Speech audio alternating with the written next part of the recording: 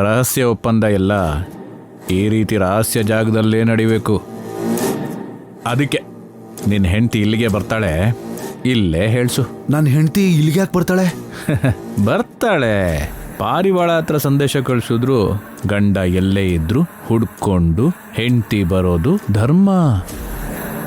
ಅದಕ್ಕೆ ನಿನ್ನ ಹೆಂಡತಿ ನಿನ್ನನ್ನು ಹುಡ್ಕೊಂಡು ಇಲ್ಲಿಗೆ ಬರ್ತಾಳೆ. ಇನ್ನೊಂದು ಸ್ವಲ್ಪ ಹೊತ್ತಕ್ಕಾದ್ರೆ ನಿನಗೆ ಅರ್ಥ ಆಗುತ್ತೆ. ಅಯ್ಯೋ ಶ್ಯಾ,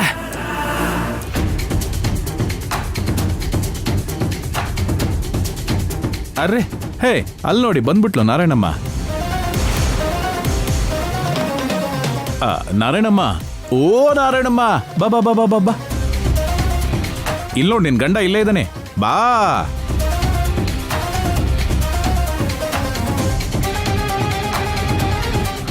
ಅಲ್ಲಿ ನೋಡು, ನಾನು ಹೇಳಿದ್ನಲ್ಲ, ಹಿಂಗೆ ಹೇಳ್ತಿದ್ದೆ, ಹಂಗೆ ಬಂದ್ಬಿಟ್ಲು.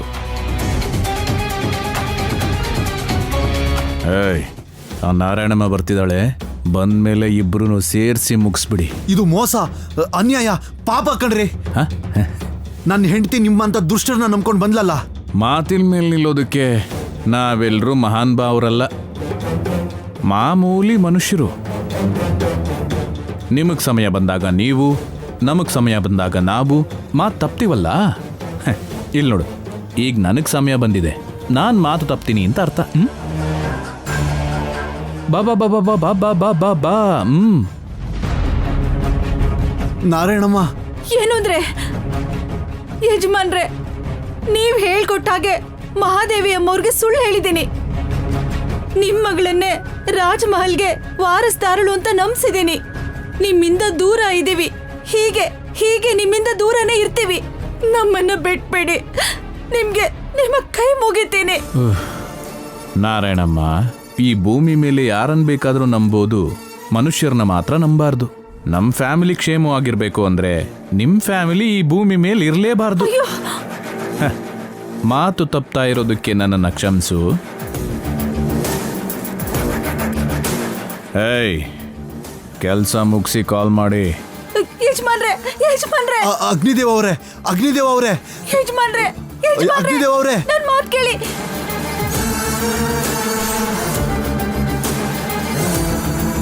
ನಾರಾಯಣಮ್ಮ,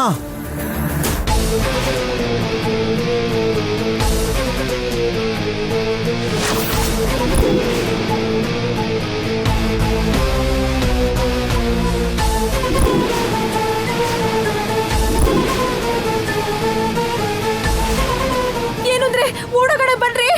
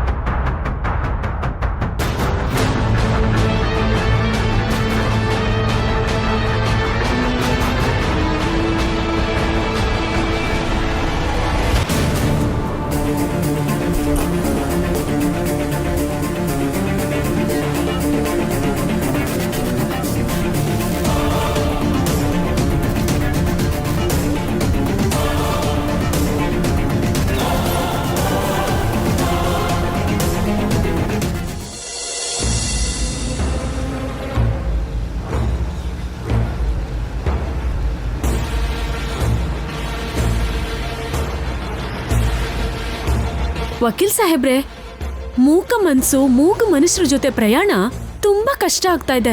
ಏನಾದ್ರೂ ಮಾತಾಡ್ಬೋದಲ್ವಾ? ಕರ್ಕೊಂಬಂದಿರೋದು ಹರಕೆ ತೀರಿಸೋದಕ್ಕೆ ಅಂತ, ನನ್ನ ಜೊತೆ ಮಾತಾಡೋದಕ್ಕೋಸ್ಕರ ಅಲ್ಲ. ನನಗೆ ಮಾತಾಡೋಕೆ ಇಂಟ್ರೆಸ್ಟ್ ಇಲ್ಲ. ಕಲ್ಯಾಣಿ ಬಗ್ಗೆ ಯೋಚನೆ ಮಾಡ್ತಿದ್ದೀರಾ? ಇಲ್ಲ, ದೇವಸ್ಥಾನ ಇನ್ನೂ ಎಷ್ಟು ದೂರ ಇದೆ, ಈ ಪ್ರಯಾಣ ಇನ್ನೂ ಎಷ್ಟೊತ್ತು ಸಾಗುತ್ತೋ ಅಂತ ಯೋಚನೆ ಮಾಡ್ತಾ ಇದ್ದೀನಿ.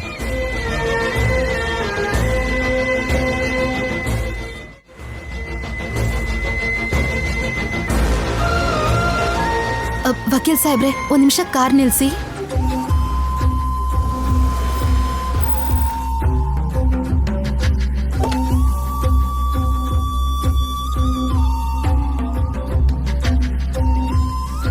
ಅಮ್ಮ, ಈ ಹೂವಿನ ಹಾರ ಎಷ್ಟು? 120 ರೂಪಾಯಿನಮ್ಮ. ಒಂದ್ ಕೊಡಿ. ವಕೀಲ್ ಸಾಹೇಬ್ರೆ, ನಮ್ ಕಾವೇರಿನ ನೋಡಿ ಸಂಸ್ಕಾರದಿಂದ ಸೀರೆ ಉಟ್ಕೊಂಡು ಎಷ್ಟು ಚೆನ್ನಾಗ್ ಕಾಣಿಸ್ತಿದ್ದಾಳಲ್ಲ. ಅಷ್ಟಕ್ಕೂ ನಮ್ ಕಾವೇರಿಗೆ ಏನ್ ಕಮ್ಮಿ ಆಗಿದೆ ಸಾಹೇಬ್ರೆ? ಅಂದ ಕಮ್ಮಿನ, ಗುಣ ಕಮ್ಮಿನ, ಬುದ್ಧಿ ಕಮ್ಮಿನ? ಒಂದ್ ಹುಡುಗಿಗೆ ಏನೇನ್ ಗುಣಗಳು ಬೇಕೋ ಎಲ್ಲನೂ ಇದೆ ಅಲ್ವಾ? ಹಾಗಿದ್ಮೇಲೆ ಯಾಕ್ ನೀವು ಕಾವೇರಿನ ಹೆಂಡತಿಯಾಗಿ ಸ್ವೀಕರಿಸಕ್ ಆಗಲ್ಲ ಅನ್ನೋದು? ನೋಡ್ ಗೌರಮ್ಮ, ಒಂದು ಹುಡುಗಿನ ಹೆಂಡತಿಯಾಗಿ ಸ್ವೀಕರಿಸ್ಬೇಕು ಅಂದ್ರೆ ಅಂದ, ಗುಣ, ಬುದ್ಧಿವಂತಿಕೆ ಎಲ್ಲ ಮುಖ್ಯನೇ. ಆದ್ರೆ ಅದೆಲ್ಲದಕ್ಕೂ ಹೆಚ್ಚಾಗಿ ಪ್ರೀತಿ ಇರಬೇಕು. ಆ ಪ್ರೀತಿ ನನಗೆ ಕಲ್ಯಾಣಿ ಮೇಲಿದೆ. ಇಲ್ಲಿವರೆಗೂ ನನ್ನ ಜೀವನದಲ್ಲಿ ನನ್ನ ಹೆಂಡತಿ ಅಂದ್ರೆ ಕಲ್ಯಾಣಿ ಅನ್ಕೊಂಡಿದ್ದೆ.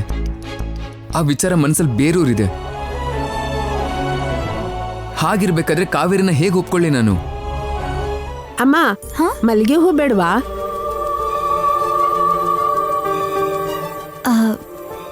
ಅದ್2 ಮಾಳ ಕೊಡಿ. ತಗೊಳಮ್ಮ. ವಕೀಲ್ ಸಾಹೇಬ್ರೆ, ಹೂವಿಗೆ ದುಡ್ಡು ಕೊಡ್ಬೇಕು. ಎಷ್ಟಾಯ್ತು? 250 ರೂಪಾಯಿ ಆಯ್ತಪ್ಪ.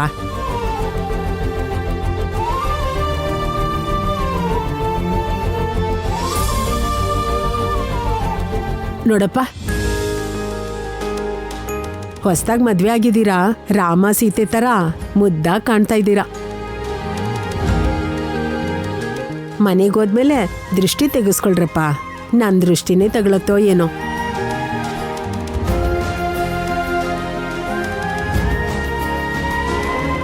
ವಕೀಲ್ ಸಾಹೇಬ್ರೆ, ಅವರು ನಮ್ ಜೋಡಿನ ಹೊಗಳ್ತಿದ್ದಾರೆ.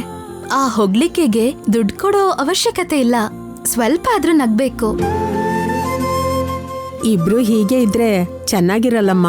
ಒಬ್ರು ಹಾಗಿದ್ರೇನೆ ಪ್ರೀತಿ ಹೆಚ್ಚಾಗೋದು. ಅದೇಗಮ್ಮ? ಗಂಡ ಆ ರೀತಿ ಇದ್ದಾರೆ ಅನ್ಕೋ.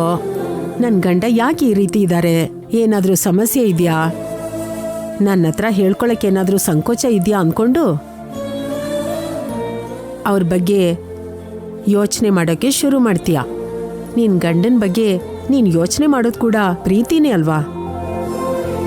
ಹೌದಮ್ಮ. ಇದೆಲ್ಲ ನಿಂಗೆ ಮುಂದೆ ಮುಂದೆ ಗೊತ್ತಾಗುತ್ತೆ. ಇಂಥವ್ರೆ ಹೆಂಡ್ತಿನ ಬಂಗಾರ ತರ ನೋಡ್ಕೊಳ್ಳೋದು.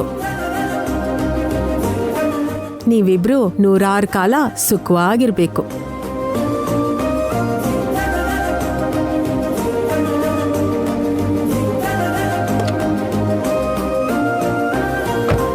ಯಾಕಮ್ಮ ನಿನ್ ಗಂಡ ಆ ರೀತಿ ಹೋಗ್ಬಿಟ್ರು? ಇಬ್ರು ಜಗಳ ಮಾಡ್ಕೊಂಡ್ರ ಏನು? ಹೊಸ್ದಾಗ್ ಮದ್ವೆ ಆಗಿರೋರಮ್ಮ, ಏನೋ ಚಿಕ್ಕ ಚಿಕ್ಕ ಮಾತುಗಳು ಬರುತ್ತಲ್ವಾ?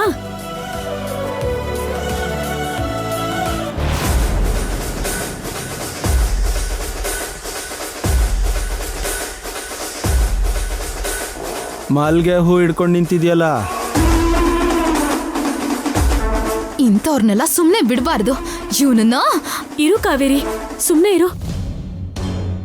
ನೋಡು ಕಾವೇರಿ, ನೀನ್ ಕುಸ್ತಿ ಮಾಡೋದನ್ನ ನಾನ್ ಚಿಕ್ಕ ವಯಸ್ಸಿಂದನೂ ನೋಡ್ತಾನೆ ಇದ್ದೀನಿ. ಈಗ ಮದ್ವೆ ಆಗಿದೆ ಅಲ್ವಾ, ಸ್ವಲ್ಪ ನಿನ್ ಗಂಡಂಗಾದ್ರೂ ಅವಕಾಶ ಕೊಡು. ಹೆಂಗೂ ಕಾರಲ್ಲಿ ನಿನ್ ಗಂಡ ಕೋಪದಲ್ಲೇ ಇದ್ದಾನೆ, ಬೇಕಾದ್ರೆ ನೋಡು.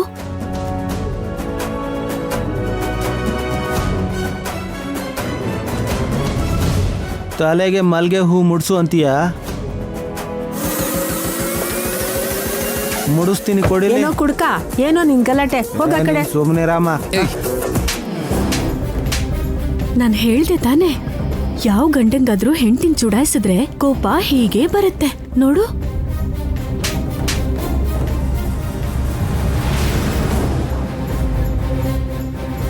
ಏನಪ್ಪ, ಹೊಸ್ದಾಗ್ ಮದ್ವೆ ಆಗಿರೋರು ಈ ತರ ಎಡಬಲ ಮುಖ ಮಾಡ್ಕೊಂಡಿದ್ರೆ ನೋಡು, ಈ ತರ ಬೇರೆಯವರು ಮಧ್ಯೆ ಬರ್ತಾರೆ.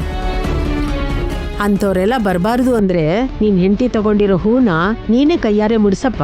ಪೃಥ್ವಿ ಸಾಹೇಬ್ರೆ, ಮಲ್ಗೆ ಹೂನ ಮುಡ್ಸಿ.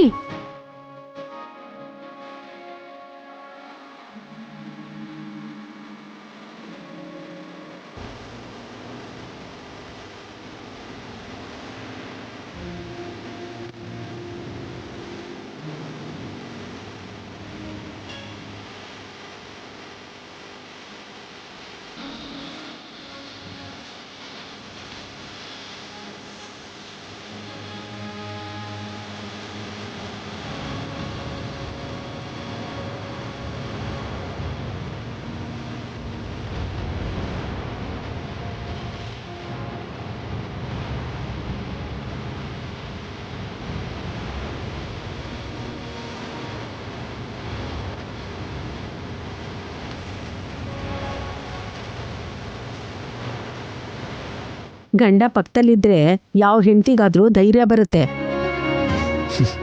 ಬನ್ನಿ.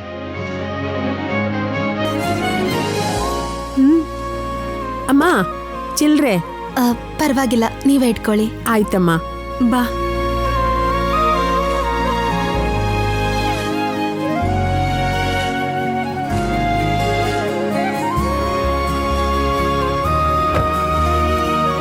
ಪರವಾಗಿಲ್ಲ ಸಾಹೇಬ್ರೆ, ನನ್ ಮೇಲ್ ಪ್ರೀತಿ ಇಲ್ದೇ ಇದ್ರು ಗಂಡ ಅನ್ನೋ ಜವಾಬ್ದಾರಿ ಇದೆಯಲ್ಲ, ಅಷ್ಟೇ ಸಾಕು. ಬೇರೆಯವ್ರು ನನ್ನ ನೋಡಿದ ಕೂಡ್ಲೆ ನಿಮ್ಮಲ್ಲಿದ್ದ ಗಂಡ ಹೊರಗ್ ಬಂದ. ನಾನ್ ನಿಮ್ ಹೆಂಡತಿ ಅನ್ನೋ ವಿಷಯ ನಿಮಗ್ ನೆನ್ಪಾಯ್ತು. ನಿನ್ನ ಜಾಗದಲ್ಲಿ ಯಾರೇ ಇದ್ದಿದ್ರು ನಾನು ಹಾಗೆ ಮಾಡ್ತಾ ಇದ್ದೆ.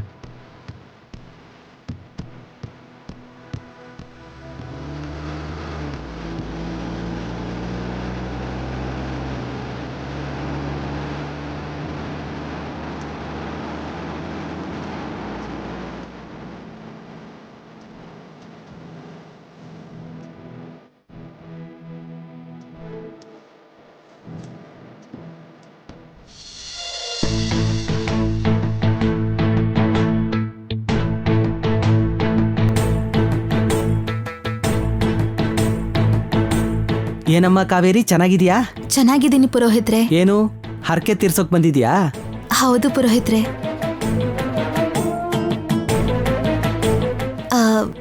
ವಕೀಲ್ ಸಾಹೇಬ್ರೆ, ಅಮ್ಮನವ್ರಿಗೆ 20 ಪ್ರದಕ್ಷಿಣೆ ಹಾಕ್ಬೇಕು.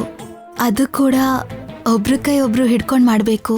ಹಾಗೆ ಮಾಡ್ಬೇಕು ಅಂತ ನಾನೆಲ್ಲೂ ಕೇಳಿಲ್ವಲ್ಲ. ಹೌದಪ್ಪ, ಇವಳು ಹೇಳಿದ್ದು ನಿಜಾನೇ. ಹೊಸ ದಂಪತಿಗಳು ಮೊದಲನೇ ಸಲ ದೇವಸ್ಥಾನಕ್ಕೆ ಬಂದಾಗ ಒಬ್ರ ಕೈ ಒಬ್ರು ಹಿಡ್ಕೊಂಡು ಪ್ರದಕ್ಷಿಣೆ ಹಾಕ್ಬೇಕು. ಅರ್ಥ ಆಯ್ತಾ?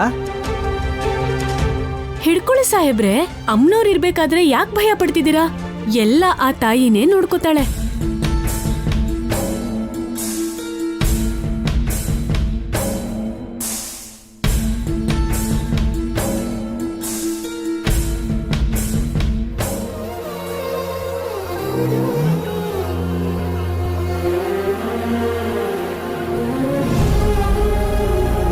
ಅಮ್ಮ, ನಾನು ಪ್ರೀತಿಸಿದ ವಕೀಲ್ ಸಾಹೇಬ್ರ ಜೊತೆ ಮದ್ವೆ ಆದ್ರೆ ಸಂತೋಷವಾಗಿರ್ತೀನ ಅಂತ ಕೇಳಿದೆ.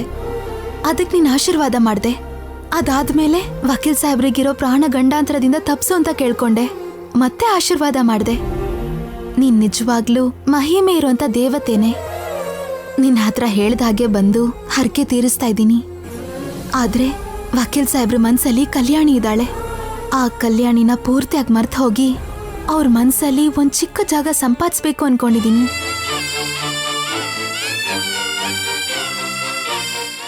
ಹಾಗಂತ ವಕೀಲ್ ಸಾಹೇಬ್ರಿಗೆ ತೊಂದರೆ ಕೊಡಲ್ಲ. ಅದನ್ನು ನೀನೇ ಮಾಡ್ಬೇಕು. ನಾನೇನ್ ಮಾಡಿದ್ರೆ ವಕೀಲ್ ಸಾಹೇಬ್ರು ನಂಗೆ ಹತ್ರ ಆಗ್ತಾರೋ ಅದನ್ನ ನೀನೇ ನನ್ನ ಕೈಯಾರೆ ಮಾಡಿಸ್ಬೇಕು. ಮಾಡಿಸ್ತೀಯ ಅಲ್ವಾ?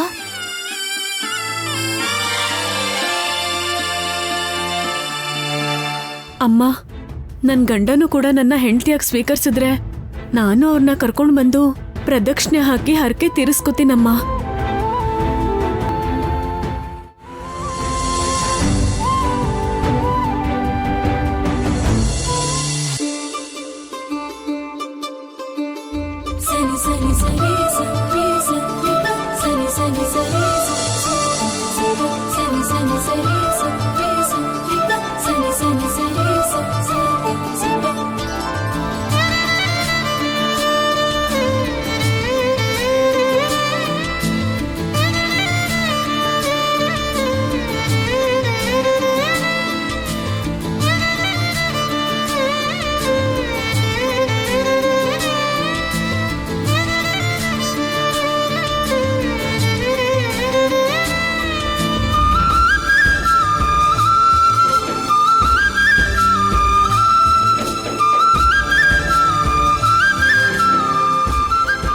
ಗೌರಮ್ಮ, ಅದನ್ ಕೊಡು. ತಗೋ. ವಕೀಲ್ ಸಾಹೇಬ್ರೆ, ಈ ಹಾರ ಅಮ್ಮನವ್ರಿಗೆ ಹಾಕಿ ನಿಮ್ ಮನ್ಸ್ಗೆ ಏನ್ ಬೇಕೋ ಅದನ್ನ ಬೇಡ್ಕೊಳ್ಳಿ. ಅದ್ ಖಂಡಿತವಾಗ್ಲೂ ನೆರವೇರತ್ತೆ ಸಾಹೇಬ್ರೆ. ನನಗೆ ನಂಬಿಕೆ ಇಲ್ಲ. ಕಡೆ ಸಲ ಬಂದಾಗ ಕಲ್ಯಾಣಿ ಜೊತೆ ನಾನು ಮದುವೆ ಆಗ್ಬೇಕು ಅಂತ ಬೇಡ್ಕೊಂಡಿದ್ದೆ. ಬಲಗಡೆಯಿಂದ ಪ್ರಸಾದನೂ ಸಿಕ್ಕಿತ್ತು. ಆದ್ರೆ ಹಾಗೆ ನಡೀಲೇ ಇಲ್ವಲ್ಲ. ಮತ್ತೆ ಇದನ್ನೆಲ್ಲ ಹೇಗೆ ನಂಬೋದು? ಆದ್ರೆ ನಾನ್ ಅನ್ಕೊಂಡ್ ಹಾಗೆ ನಡೀತಿದೆ ಅಲ್ವಾ? ನನ್ನನ್ ನೋಡಿ ಆದ್ರೂ ನಂಬಿ ವಕೀಲ್ ಸಾಹೇಬ್ರೆ. ಅವತ್ತು ಪುರೋಹಿತರು ಒಂದ್ ಮಾತು ಹೇಳಿದ್ರು, ನೆನ್ಪಿದ್ಯಾ? ನಾವ್ ಅನ್ಕೊಳ್ಳೋ ಕೋರಿಕೆ ನ್ಯಾಯವಾಗಿದ್ರೆ ಖಂಡಿತವಾಗ್ಲೂ ಅಮ್ಮನವ್ರ ಆಶೀರ್ವಾದ ಇದ್ದೇ ಇರತ್ತೆ ಅಂದ್ರು.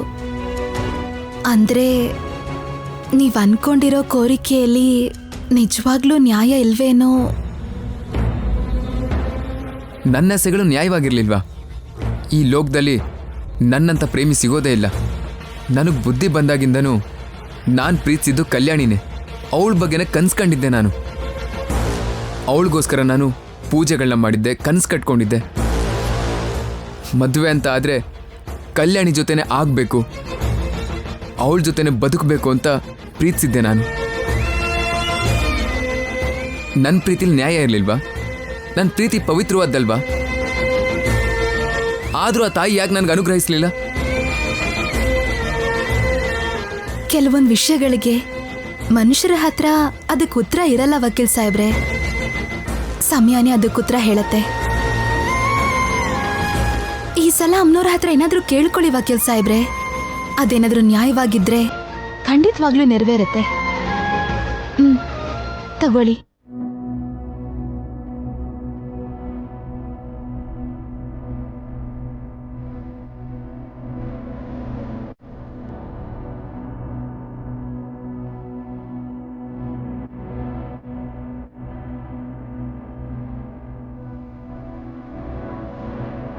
ತಾಯಿ, ನನ್ನ ಜೀವನದಲ್ಲಿರೋದು ಒಂದೇ ಒಂದು ಬೇಡಿಕೆ, ಕಲ್ಯಾಣಿ. ಅವಳನ್ನ ಒಂದು ಕನಸಾಗಿ ಉಳಿಸ್ಬಿಟ್ಟೆ ನೀನು. ಆದರೆ ನಾನು ಅನ್ಕೊಳ್ದಿದ್ರು ಕಾವೇರಿ ಕುತ್ತಿಗೆಗೆ ನನ್ನ ಕೈಯಿಂದ ತಾಳಿ ಕಟ್ಟಿಸ್ದೆ ನೀನು. ಯಾಕೆ ಹೀಗೆ ಮಾಡಿದೆ ಅಂತ ತಿಳ್ಕೊಳ್ಳೋದು ಬಿಟ್ಟರೆ ಬೇರೆ ಏನೂ ಕೇಳಲ್ಲ ನಿನ್ನ ಹತ್ರ. ನನ್ನ ಕೋರಿಕೆ ಈಡೇರಿಸ್ತೀಯಾ?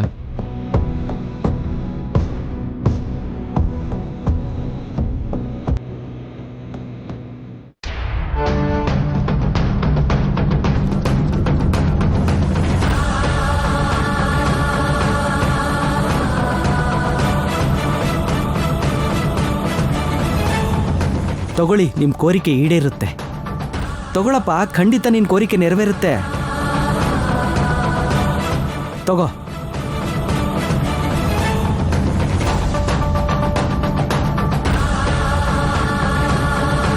ವಕೀಲ್ ಸಾಹೇಬ್ರೆ, ನೀವೇನ್ ಬೇಡ್ಕೊಂಡಿದ್ದೀರೋ ಗೊತ್ತಿಲ್ಲ, ಆದ್ರೆ ಅಮ್ಮನವರು ಖಂಡಿತವಾಗ್ಲೂ ನಿಮ್ ಕೋರಿಕೆ ನೆರವೇರಿಸ್ತಾರೆ.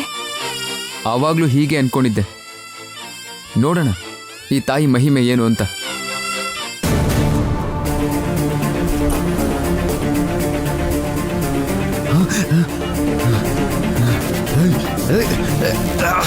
ಆ ತಾಯಿ ನನಗೆ ಅನ್ಯಾಯನೇ ಮಾಡಿದ್ದಾಳೆ.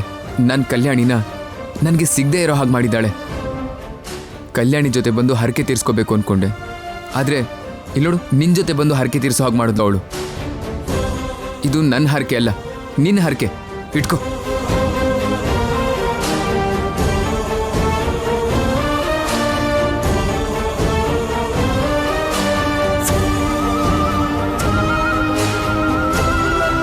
ಅಮ್ಮ, ವಕೀಲ್ ಸಾಹೇಬ್ರು ಹಾಗೆ ಹೇಳಿದ್ರು ಅಂತ ಅವ್ರ ಮೇಲೆ ಕೋಪ ಮಾಡ್ಕೋಬೇಡ ಅಮ್ಮ. ಕಾವೇರಿ, ವಕೀಲ್ ಸಾಹೇಬ್ರು ಹಾಗೆ ಮಾಡಿದ್ರು ಅಂತ ನೀನೇನು ನೋವು ಮಾಡ್ಕೋಬೇಡ. ಈಗ ನೀವು ಗಂಡ ಹೆಂಡ್ತಿರು. ಅವ್ರು ಬೇಡ್ಕೊಂಡ್ರು, ನೀನ್ ಬೇಡ್ಕೊಂಡ್ರು, ಅಮ್ಮನವರು ಖಂಡಿತವಾಗ್ಲೂ ನೆರವೇರಿಸ್ತಾರೆ. ಸರಿನಾ? ಬಾ ಹೋಗೋಣ. ಸರಿ ಬಾ. ಏಯ್, ನಮ್ಮ ಕೈಯಿಂದ ತಪ್ಸ್ಕೋತೀಯಾ? ನಿನಗಿದೆ ಈಗ.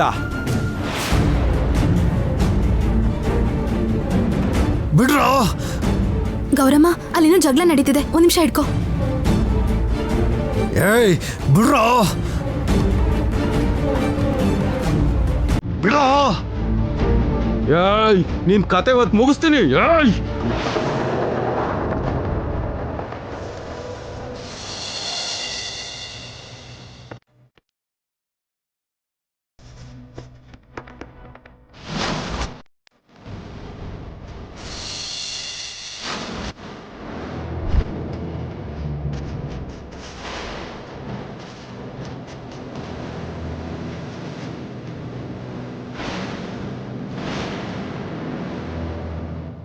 ಏಯ್, ಮರ್ಯಾದೆಯಿಂದ ಅವ್ರನ್ನ ಬಿಡು. ಬಿಡೋ.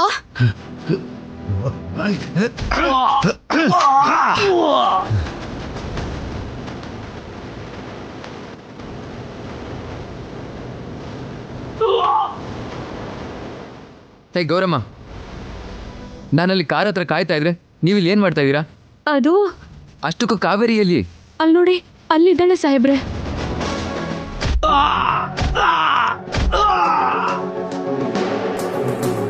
ಇಲ್ಲೂ ಬಂದು ಕುಸ್ತಿ ಮಾಡ್ತಾ ಇದ್ದಾಳ? ಯಾರವರು? ನಿಮ್ಮನ್ನ ಯಾಕೆ ಸಾಯಿಸಕ್ ನೋಡ್ತಿದ್ದಾರೆ?